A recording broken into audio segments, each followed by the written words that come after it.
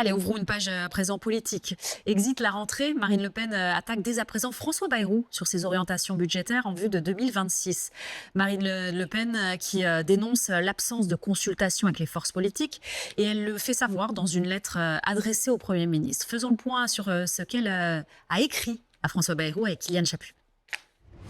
Voici la lettre que Marine Le Pen a envoyée au Premier ministre hier. À l'intérieur, la présidente du groupe RN à l'Assemblée nationale estime ne pas avoir été suffisamment consultée pour le budget 2026. Vous n'avez pas souhaité rencontrer à nouveau les forces politiques depuis les décisions que vous avez présentées aux Français le 15 juillet. Je regrette votre choix. Marine Le Pen dénonce aussi les grandes orientations décidées par François Bayrou, censées réduire le déficit public de 43,8 milliards d'euros. Les arbitrages que vous avez rendus sont profondément injustes pour les Françaises et les Français, mais de surcroît, ils échoueront à rétablir les finances de la France. Dans sa lettre, Marine Le Pen propose d'étudier 3 postes de dépenses qu'elle considère tabous. Le premier, l'immigration. Selon elle, 18 milliards d'euros pourraient être économisés en limitant l'accès à certaines aides sociales pour les étrangers.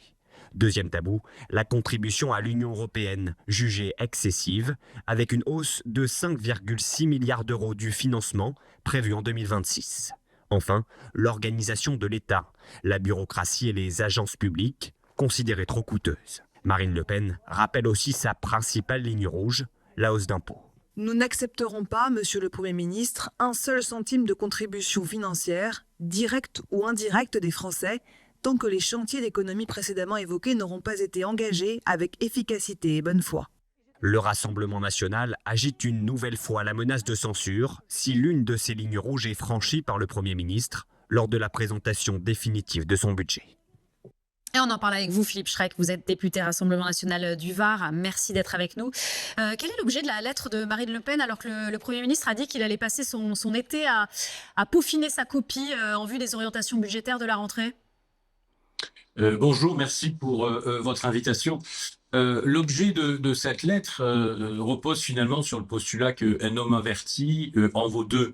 Et Marine Le Pen écrit en juillet ce qu'elle dira vraisemblablement à la tribune en octobre. Mais dans cette lettre, vous avez 2 aspects. Marine Le Pen sait, et je pense mieux que tout homme ou femme politique, prendre le pouls de la France et des Français. Et lorsque vous prenez ce pouls, vous apercevez que les Français à présent sont en colère, sont animés par une vraie colère. Moi, je suis dans le Var, nous sommes l'été, il s'agit normalement d'une période un peu de prospérité, où les gens s'amusent, se détendent. Je ne parle pas à un boucher, à un restaurateur, à un transporteur sans ressentir cette colère, parce que le pays ne va pas bien et on ne change pas le logiciel. On conserve le logiciel d'échec, celui qui prévaut depuis des années. Et cette lettre permet d'informer le Premier ministre de tabous budgétaires qui peu à peu se lèvent, parce que sur l'Europe, M. Bayrou a fait, alors qu'il nous disait que c'était pas possible, que c'était pas légal, a fait des concessions, quelques tabous budgétaires qui consistent à finalement sanctionner d'autres personnes que les Français. On ne sanctionne toujours que les Français qui travaillent. J'en veux encore pour exemple les propos, les déclarations de Madame Vautrin ce matin qui globalement traite tous les travailleurs de fainéants de puissance et tous les médecins de complices. Alors Philippe Schreck, bon, elle ne traite pas tous les travailleurs de fainéants comme vous le dites, elle a juste une petite formule choc en disant qu'il faut arrêter de penser que l'assurance maladie c'est gratuit. Et je voulais avoir votre avis justement sur les mesures, sur les pistes qu'elle développe justement pour faire ces 5 milliards d'euros d'économies dans le domaine de la santé. À savoir notamment quelque chose qui fait beaucoup réagir depuis ce matin sur ces arrêts maladie, où elle s'interroge en se disant peut-être qu'il va falloir réfléchir au transfert de la prise en charge de ces arrêts jusqu'au 7e jour à l'employeur.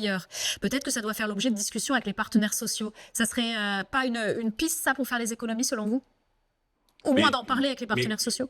Mais madame, l'avantage que j'ai sur madame Vautrin, c'est que je suis employeur.